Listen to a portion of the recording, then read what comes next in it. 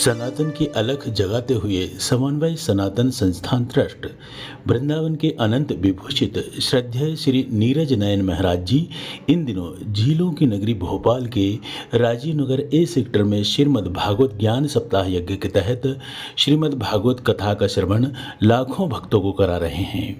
इस दौरान श्री नीरज नयन महाराज जी से दैनिक चित्रकूट ज्योति के संपादक राजकुमार सोनी ने बातचीत की और जाना भागवत रहस्य के बारे में। जय गुरुदेव, आपका स्वागत है। जय श्री राम। श्रीमद् भागवत कथा का रहस्य क्या है? बहुत ही अच्छा आपने प्रश्न किया। भागवत का जो रहस्य है वो तो मूल रूप से तत्व ज्ञान ही है और उस परम तत्व को जानना, उस परम चेतना को पहचानना ही भागवत का मूल उद्देश्य है। भागवत में रहस्य की दृष्टि से देखा जाए तो मैं 3 लीलाओं को देखता हूँ।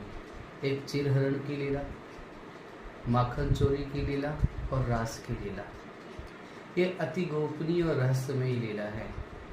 अगर सामान्य दृष्टि से कोई देखे तो ऐसा लगेगा कि सामान्य ही है, लेकिन जब गुरुमुख से इन लीलाओं को श्रवण करते हैं तो चीरहरण का अर्थ है, चीर वासना का प्रतीक है और वासना का जब तक हरण नहीं होता है तब तक उपासना में सिद्धि नहीं मिलती है। गोपांगना यमुना के जल में खड़ी हुई, यमुना का जल विषयों का जल है।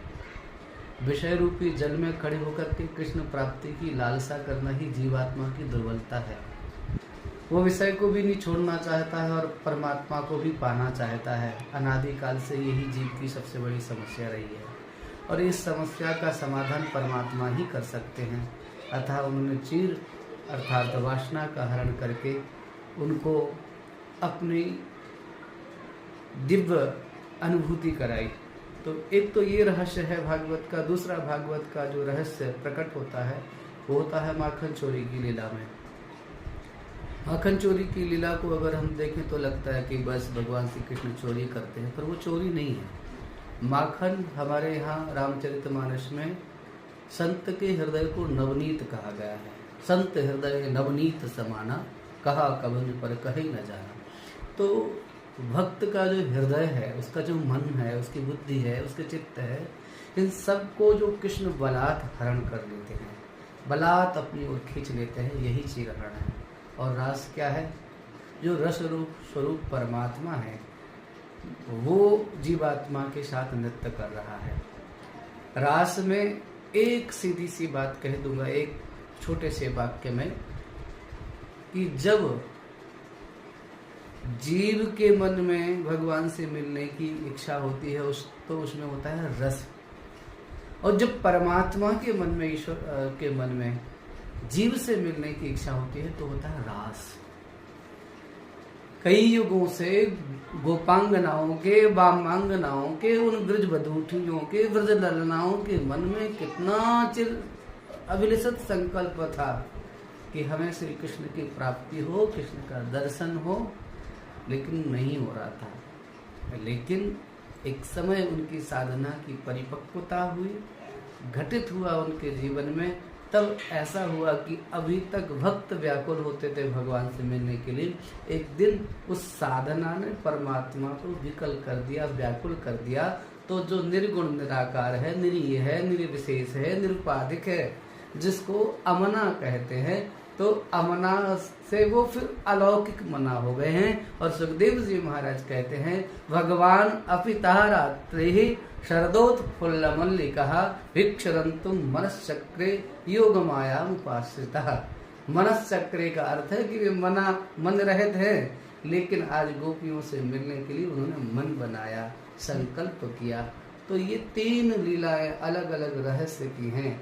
इनको जब तक हम गुरु चरणों में बैठ करके नहीं समझेंगे तब तक भागवत का रहस्य नहीं समझ में आएगा। तो भागवत समाधि भाषा में है। तो कुछ कथाओं को पढ़ करके आप सामान्य कथाओं जैसा समझेंगे, पर वो सामान्य नहीं है।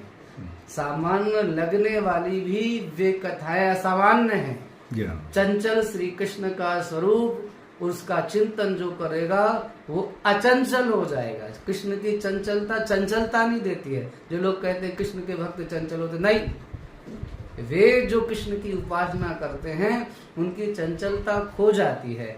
उनकी ये संसार का जो उनका प्रपंच जो है उसका विलय हो जाता है और केवल नवनीत प्रिय नंद नंदन ही हमारे हृदय में नृत्य विहार करते हुए हमें नजर आते हैं। यही भागवत का रहस्य है और यही भागवत का संदेश है। सनातन धर्म को लेके काफ़ी आज चर्चाओं में है। बहुत सारे विद्वान जन भागवत कथा या अन्य कथाओं के माध्यम से प्रचार प्रसार भी कर रहे हैं। आपकी दृष्टि से सनातन धर्म क्या है और इसकी क्या उल्लेखनीय प्रगति हो रही है? सनातन का सोनी साहब अर्थ है सदा भवः सनातनः, जो हर समय रहता है वो सनातन है। सनातन आदि है, अनंत है। सनातन कोई पंथ नहीं है, संप्रदाय नहीं है, मजहब नहीं है। सनातन एक धर्म है, वैज्ञानिक धर्म है, जिसको सभी लोगों ने स्वीकारा है कि सनातन एक जीवन शैली है। सनातन एक विधा है, सनातन एक जीवन जीने की शैली है। जिसने जो भी कभी समझेगा, जब भी जिसको सनातन समझ में आएगा, वो सनातन को कभी भी किसी भी प्रकार से कभी भी उसके विषय में अपशब्द नहीं कहेगा, अनुचित नहीं बोलेगा। सनातन धर्म की उपयोगिता हमारे जीवन में आरंभ से लेकर के अंत तक है। सनातन एक यात्रा का क्रम सिखाता है, एक जीवन यात्रा के विषय में बताता है। सनातन हमें उपदेश देता है, अस्तो मा सद्गमय तमसो मा ज्योतिर्गमय मृत्योर्मा अमृतम गमय। सनातन का ये दिव्य संदेश है कि असत से सत की ओर जाना, अंधकार से प्रकाश की ओर जाना और मृत्यु से अमृतत्व की प्राप्ति करने का जो साधन बताने वाला है वो केवल और केवल सनातन है। 2047 का आह्वान सब लोग कर रहे हैं कि भारत विश्व गुरु बनेगा, तो आगे क्या संभावना है और जनता को आप क्या संदेश देना चाहते हैं? किस मार्ग पर जनता को चलना चाहिए? निश्चित रूप से हमें कामना तो ऐसी ही करना चाहिए, लेकिन भविष्य के गर्त में क्या है उसके विषय में हम और आप कुछ नहीं कह सकते हैं।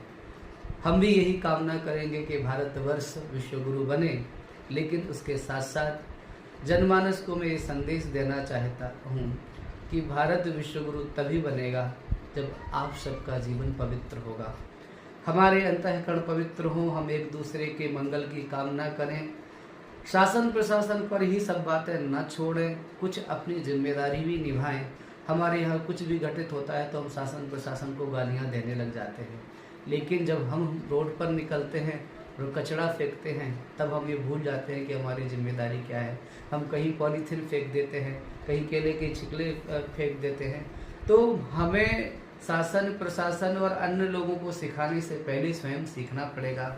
जिस दिन हमारा जनमानस, हमारी भारतीय जनता ये सीख जाएगी कि हमारा देश के प्रति क्या कर्तव्य है, उस दिन निश्चित रूप से ये देश विश्वगुरु बन जाएगा। बहुत बहुत धन्यवाद बात करने के लिए।